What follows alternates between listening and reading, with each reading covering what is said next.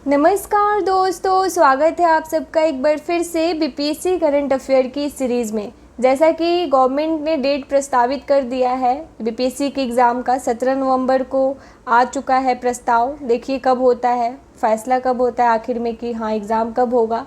तो अब हम कोशिश करेंगे कि जितनी भी सारी बीपीएससी से रिलेटेड महत्वपूर्ण जो टॉपिक हैं उनको एक एक करके जल्द से जल्द अब आने वाले दिनों में हम ख़त्म कर लें। ऑलरेडी मैंने बहुत सारे टॉपिक जो बहुत महत्वपूर्ण हो सकते हैं, जिनसे प्रश्न आने की संभावना बनती है, मैंने करा दिया है। आप प्लेलिस्ट में ऊपर जाके देख सकते हो। तो दोस्तों आज के इस वीडियो में हम बात करेंगे बहुत सारे ऐसे महत्वपूर्ण टॉपिक के बारे में, जैसे कि पहला टॉपिक होगा कि कैसे बिहार की हर पंचायत में फूड प्रोसेसिंग यूनिट लगेगी। बिहार में जितने भी पंचायत अवेलेबल है, कुल 8,387 पंचायत हैं बिहार में।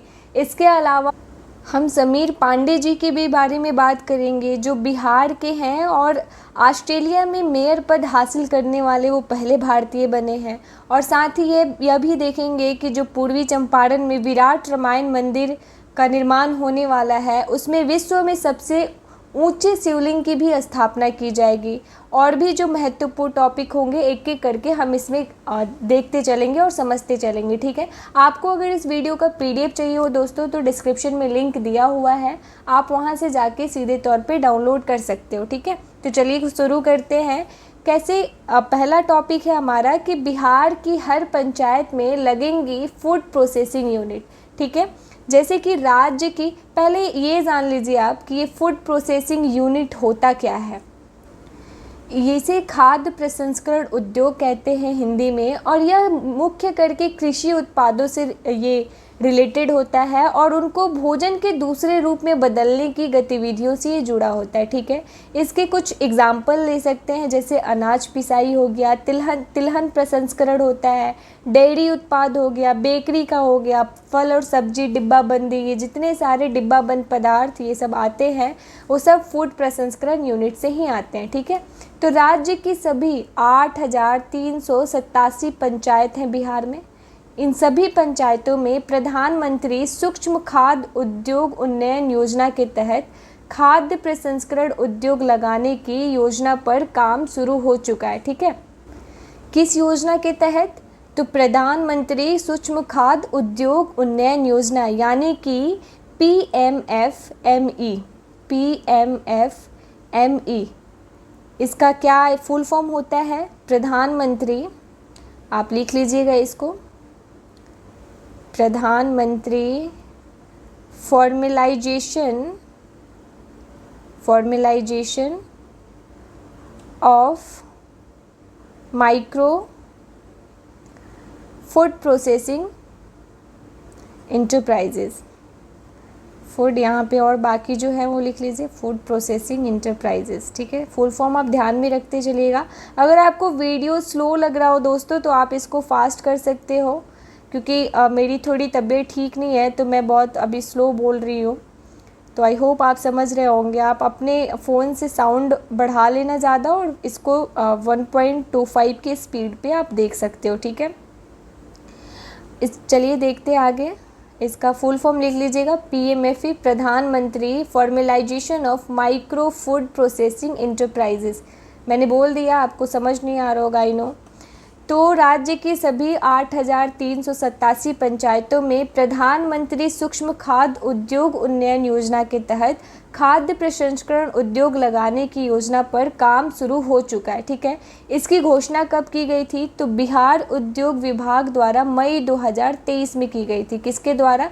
बिहार उद्योग विभाग द्वारा। उद्योग विभाग ने जिला उद्योग केंद्र के महाप्रबंधक को इसकी जिम्मेदारी सौंप दी है। ठीक है, आगे देखते हैं इससे रिलेटेड महत्वपूर्ण तथ्य जो है। राज्य सरकार खाद्य प्रसंस्करण उद्योग लगाने वाले उद्यमियों को हर तरह की सहायता देगी। उन्हें सब्सिडी से लेकर के कर्ज तक की सुविधा जो है वो उपलब्ध कराई जाएगी। ठीक है, इसके लिए जिला उद्योग केंद्र है, उनमें उद्यमियों का चयन किया जाएगा और उनके प्रोजेक्ट का वेरिफिकेशन भी करेगा। कौन करेगा? तो जिला उद्योग केंद्र उद्यमियों का चयन के साथ साथ उनके प्रोजेक्ट का वेरिफिकेशन भी करेगा। ठीक है, इससे राज्य में जो कृषि आधारित उत्पाद होंगी उनका उपयोग खाद्य प्रसंस्करण उद्योग में बड़े पैमाने पर संभव हो सकेगा और साथ ही स्वरोजगार से प्रेरित होकर के बेरोजगार युवाओं को रोजगार देने वाला यह बनाया जा सकेगा। आप सबको पता है कि बेरोजगारी का जो दर है बिहार में बहुत ज़्यादा है, पूरे देश में बेरोजगारी का दर बहुत ज़्यादा है, तो कहीं ना कहीं ये बेरोजगार युवाओं को रोजगार देने वाला बनाया जा सकेगा। ठीक है, खाद्य प्रसंस्करण उद्योगों को बढ़ावा मिलने से आसपास के क्षेत्रों में होने वाले पलायन को रोका जा सकेगा। ठीक है, क्योंकि बिहार से ही सबसे ज़्यादा जो प्रवासी हैं वो अपना राज्य छोड़ के अन्य जगह पे जाते हैं रोज़गार के लिए, क्योंकि बिहार में जो रोज़गार की संभावना है वो बहुत कम है, तो कहीं ना कहीं ये रोज़गार उपलब्ध कराने में सफल हो पाएगा। ठीक है, विभाग के आधिकारिक सूत्रों के अनुसार जो है इस कार्यक्रम में PAMFE के तहत नए रोजगार शुरू करने के लिए ऋण हेतु आवेदन भी लिए जाएंगे, ताकि इच्छुक आवेदकों को आर्थिक सहायता बैंक के माध्यम से उपलब्ध कराकर उन्हें नए उद्योग शुरू करने में सहायता की जा सके। ठीक है, साथ ही वर्तमान इकाइयों को भी अपग्रेड करने के लिए अधिकतम 10 लाख रुपए प्रति यूनिट के साथ पात्र परियोजना लागत के 35% पर क्रेडिट लिंक कैपिटल सब्सिडी का लाभ प्राप्त कर सकते हैं। इस योजना के माध्यम से केंद्र सरकार उन सभी लोगों की आर्थिक सहायता करेगी जो लोग खाद्य उद्योग में अपना कोई नया व्यवसाय शुरू करना चाहेंगे। ऐसे सभी लोग जो अपना एक यूनिट लेना, ये अलग आइडियाज़ लेके आएंगे और खाद्य उद्योग में अपना नया कोई व्यवसाय शुरू करना चाहेंगे, उसमें केंद्र सरकार वैसे लोगों की सहायता करेगी। अब आगे देखते हैं नए टॉपिक। आई होप कि आपको उपयुक्त जो टॉपिक है वो समझ आ गई होगी। आप एक बार खुद से भी रीडिंग करना ताकि और ज़्यादा आपको क्लैरिटी आ जाए। बिहार के समीर पांडे ऑस्ट्रेलिया में मेयर पद हासिल करने वाले पहले भारतीय बने हैं। 22 मई 2023 को ऑस्ट्रेलिया को सिडनी में सिटी ऑफ पैरामेटा काउंसिल ने भारतीय मूल यानी कि बिहार के पार्षद समीर पांडे को पैरामेटा शहर का लॉर्ड मेयर चुना है, जो कि बहुत ही गर्व की बात है कि बिहार से कोई जो व्यक्ति है वो पैरामाटा शहर जो है उस वहाँ का लॉर्ड मेयर चुना गया है और वो पहले ऐसा भारतीय बना है। ठीक है, और वो बिहार से बिलोंग करता है। समीर इस पद को प्राप्त करने वाले भारतीय मूल के पहले व्यक्ति हैं।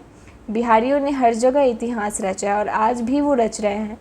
इससे जुड़े जो महत्वपूर्ण तथ्य हैं समीर पांडे जी से रिलेटेड, समीर पांडे का जो चुनाव है प्रधानमंत्री नरेंद्र मोदी की ऑस्ट्रेलिया यात्रा के दौरान हुआ। जब ऑस्ट्रेलिया गए थे नरेंद्र मोदी जी, इसके बाद ऑस्ट्रेलिया के प्रधानमंत्री कौन है, एंथनी एल्बानीज़ ने प्रधानमंत्री नरेंद्र मोदी को समीर पांडे के पहले भारतीय मूल के रूप में मेयर चुने जाने की जानकारी दी। पहले भारतीय मूल के रूप में मेयर चुने जाने की जानकारी दी। पैरामेटा जो शहर है वो कहाँ पे स्थित है, तो न्यू साउथ वेल्स में सिडनी से सटा एक महत्वपूर्ण शहर है। एक बार मैप में जाके आप इसको देख लेना। पैरामेटा जो शहर कहाँ पे है, तो सिडनी से सटा है ये एक महत्वपूर्ण शहर।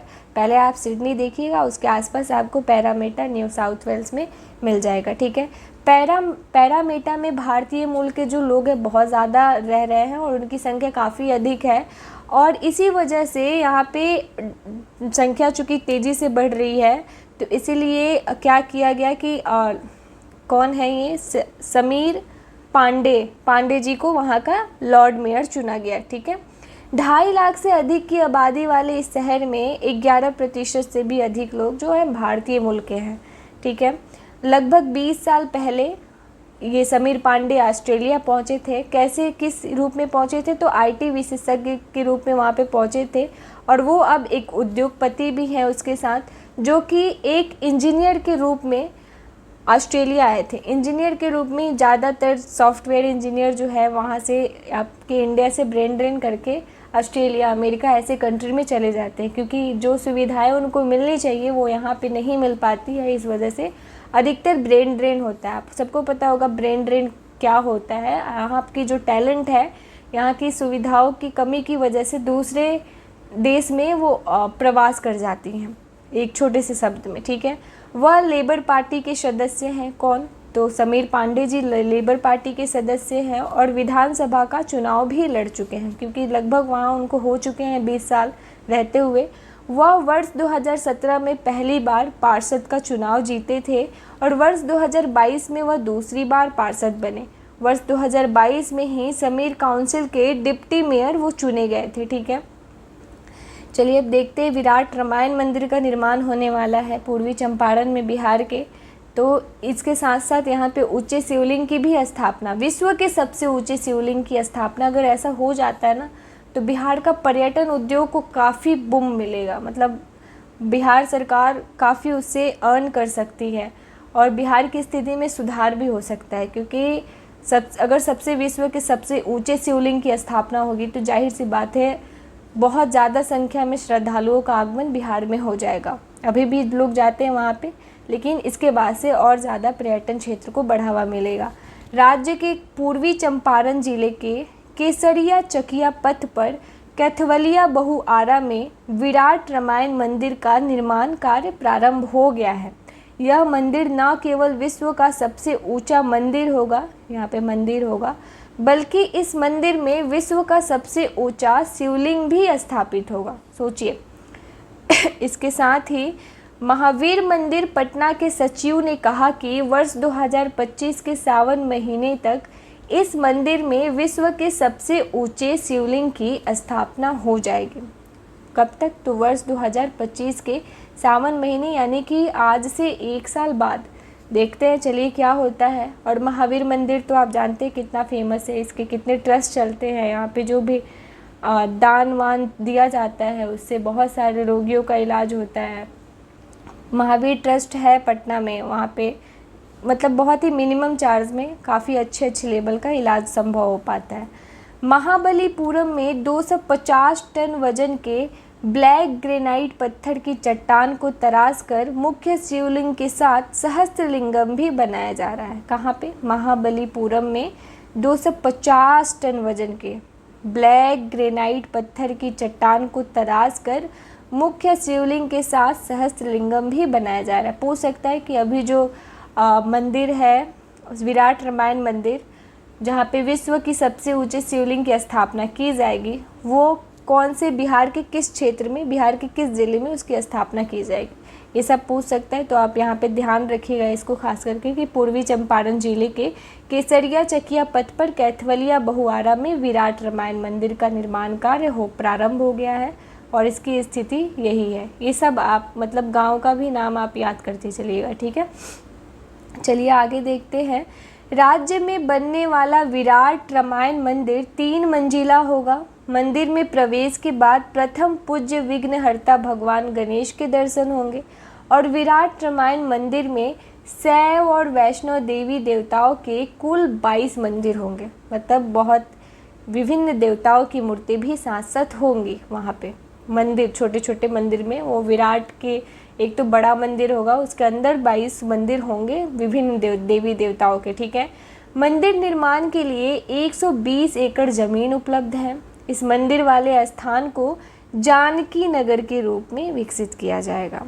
जानकी नगर। ठीक है, विराट रामायण मंदिर निर्माण की पाइलिंग कराने का काम सनटेक इंफ्रा सॉल्यूशंस प्राइवेट को दिया गया है। इसको भी ध्यान में रखना, किसको दिया गया है? सनटेक इंफ्रा सॉल्यूशन प्राइवेट को दिया गया है, जो पटना मेट्रो के पाइलिंग का कार्य कर रही है। पटना में भी मेट्रो का कार्य चल रहा है, संभावना है कि नेक्स्ट वर्ष वो भी कंप्लीट हो जाए, बट देखते हैं कितना तेज़ गति से चल पाता है, कब पटना मेट्रो सिटी बनेगा। हमारा तो ये ड्रीम ही है देखने का पटना को एज ए मेट्रो सिटी, क्योंकि हर बिहारियों का ये ख्वाहिश है। आई थिंक जो भी बिहार के लोग हैं उनकी सबकी ये ख्वाहिश है कि हाँ पटना मेट्रो सिटी जल्द से जल्द बने। पाइलिंग कार्य में 1050 टन स्टील और 15,000 क्यूबिक मीटर कंक्रीट की खपत होगी। ठीक है, कितना? 1050 टन स्टील और 15,000 क्यूबिक मीटर कंक्रीट की खपत होगी। अब हम जानेंगे कि लखीसराय में हमने 3 टॉपिक कवर किया। कौन कौन सा?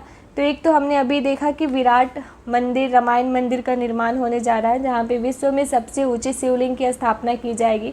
दूसरा हमने देखा कि समीर पांडे वो भारतीय मूल के पहले वैसे व्यक्ति हैं जो ऑस्ट्रेलिया में मेयर पद के लिए चुने गए हैं। और पहला टॉपिक हमारा क्या था दोस्तों,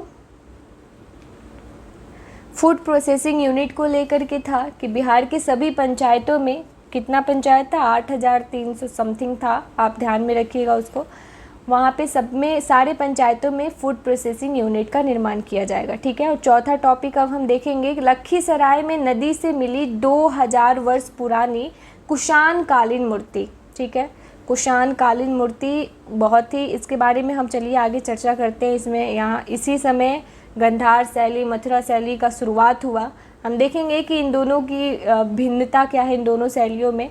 चलिए, बिहार के लखीसराय जिले के चानन प्रखंड के किऊल नदी पर, कौन सी नदी पर, किऊल नदी पर स्थित रामपुर बालू घाट पर खुदाई के दौरान अष्ट धातु की कुषाण कालीन पुरातात्विक महत्व को अति मूल्यवान मूर्ति मिली है। ये मूर्ति है, यही मुझे तो यक्षिणी की मूर्ति लग रही है, बट चलिए देखते ही क्या है। अष्ट धातु, इसमें 8 धातुओं का प्रयोग किया गया है।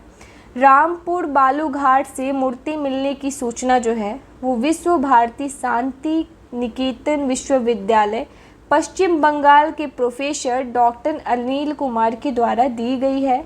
पुरातत्वविदों के अनुसार यह प्रतिमा 2000 वर्ष पुरानी कुषाण कालीन है। ठीक है। जिला अधिकारी ने बताया कि जिले के अशोक धाम मोड़ पर उद्घाटित संग्रहालय अभी मूर्तियों के रखरखाव के लिए पूर्ण रूप से तैयार नहीं है, इसीलिए इस मूर्ति को जिला मुख्यालय स्थित अस्थायी संग्रहालय में रखा गया है। चानन के रामपुर में मिली मूर्ति कुषाण कालीन साल भंजिका मोक्ष देवी की है। यक्षिणी नहीं, किसकी है, साल भंजिका मोक्ष देवी की है, तथा कितनी पुरानी है, 2000 वर्ष पुरानी है। इस मूर्ति को बौद्धों से संबंधित लोक देवी भी कहा जा सकता है, क्योंकि कुषाण काल ही था ऐसा जहाँ पे बौद्ध का एक ऐसे महायान संप्रदाय का उदय हुआ कनिष्क के काल में। ठीक है। प्रथम शताब्दी में महाराष्ट्र में इस प्रकार की बलुआ पत्थरों से बनी प्रतिमाओं के बनाने का अनुमान लगाया जाता है। संभवतः इस प्रकार की मूर्तियां जो है वो बौद्ध अनुयायियों द्वारा लाई गई होगी, क्योंकि वो यात्रा करते रहते थे जगह जगह पर। ठीक है। यह लाल पत्थर की मथुरा मूर्ति कला शैली का उदाहरण है। ये मथुरा मूर्ति कला शैली, गंधार मूर्ति कला शैली कब शुरू हुई थी, तो कुषाण काल में ही इसे शुरू किया गया था। ठीक है। इस शैली का जो संबंध है वो बौद्ध, जैन एवं ब्राह्मण हिंदू धर्म तीनों से है। बौद्ध, जैन और हिंदू धर्म तीनों से इसका संबंध है। पूछ सकता है कि मथुरा शैली का संबंध किस किस से है, किस किस धर्म से है, तो इसका संबंध तीनों धर्म से है। ठीक है। और जो गंधार शैली है ना, यह विशुद्ध रूप से बौद्ध धर्म से संबंधित धार्मिक प्रस्तर मूर्ति कला शैली है। ठीक है। मथुरा मूर्ति कला शैली में दीर्घजीवता है ना, उस पर ज़्यादा ध्यान दिया जाता है। इसके अलावा इसके जो केंद्र रहे हैं वो मथुरा, तक्षशिला, श्रावस्ती, वाराणसी और कौशाम्बी आदि, ये सब इसके केंद्र रहे हैं। इस शैली में जो बुद्ध को आसन पे बिठाए हुए और खड़े हुए दोनों स्थितियों में प्रदर्शित किया जाता है। ठीक है। इस शैली में बुद्ध प्रायः जो होते हैं वो वस्त्ररहित होते हैं, वस्त्र रहित नहीं होते। ठीक है। ये हिंदी के जो शब्द है ना, समझने में भी बहुत दिक्कत होता है। पीछे उनके सबसे बड़ा मथुरा शैली का ना पहचानने का एक तरीका है कि जो प्रभा मंडल आप समझते हैं, ऐसे गोल सा सूर्य के समान ऐसे होता है पीछे में, वो दिखता है बुद्ध के पीछे, मतलब देवताओं का, एक देवता का दर्जा दिया जाता है उनको। तो यहाँ से हम समझ सकते हैं कि हाँ, और गंधार शैली में ये सब नहीं रहता है। ठीक है। बुद्ध जन्म दृश्य से संबंधित मूर्ति में भी माया देवी को साल वृक्ष को पकड़ते हुए दिखाया गया है, लेकिन उसमें बुद्ध की छोटी मूर्ति भी बनी रहती है। इसमें वैसी कोई मूर्ति नहीं है, इसलिए इस मूर्ति को लोक देवी ही मानना उचित होगा। जिले के डीएम ने बताया कि इसके अतिरिक्त रामपुर बालू घाट के पास ही नोनगढ़ गांव में कुषाण काल की कई मूर्तियां ग्रामीणों के द्वारा एकत्रित कर रखी गई है। ठीक है। जिसकी जांच भी कराई जाएगी। अगला टॉपिक देखते हैं। बिहार के रवि सिन्हा बने रॉ के नए चीफ। रॉ के बारे में तो आप जानते ही हैं। जिसका फुल फॉर्म होता है research and analysis wing. Bihar के भोजपुर के रहने वाले हैं ये वरिष्ठ आईपीएस अधिकारी और मंत्रिमंडल सचिवालय में विशेष रूप से कार्यरत रवि सिन्हा को भारत की खुफिया agency raw research and analysis wing का नया प्रमुख नियुक्त किया गया है। चांसेस है यहाँ से क्वेश्चन पूछने की। और इन्होंने ये पद कब संभाला, तो 30 जून 2023 को। ठीक है, इनसे जुड़े जो तथ्य हैं वो रवि सिन्हा ने दिल्ली के सेंट स्टीफेंस कॉलेज से पढ़ाई की है और वर्ष 1988 में यूपीएससी की परीक्षा उत्तीर्ण की।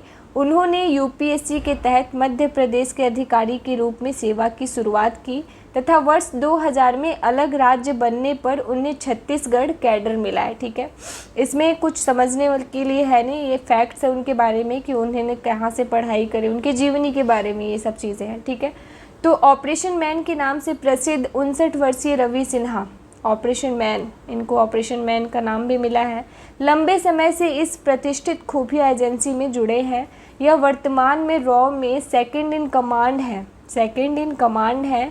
अपनी पद उन्नति से पहले वो रॉ की ऑपरेशनल डिवीज़न का नेतृत्व कर रहे थे। ठीक है, किसका? ऑपरेशनल डिवीज़न का नेतृत्व कर रहे थे। सूचनाएं व जानकारियां जुटाने में उन्हें आधुनिक तकनीक को अपनाने का श्रेय दिया जाता है।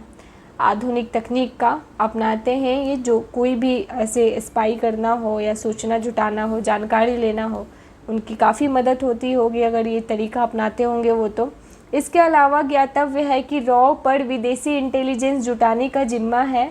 यदि किसी देश के घटनाक्रम का भारत पर असर हो सकता है तो रॉ उस पर नज़र रखती है। रॉ राष्ट्र हितों के लिए खुफिया ऑपरेशंस को भी अंजाम देती है।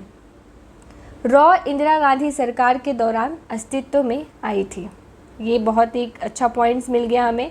रॉ कब आया था दोस्तों? तो इंदिरा गांधी के सरकार के दौरान अस्तित्व में। इंदिरा गांधी के सरकार के समय बहुत सारे चेंजेस आए थे, जिनमें से ये एक महत्वपूर्ण कदम माना जा सकता है। ठीक है, तो दोस्तों आशा करती हूँ कि मैं आपको आज की ये वीडियो आपको पसंद आई होगी।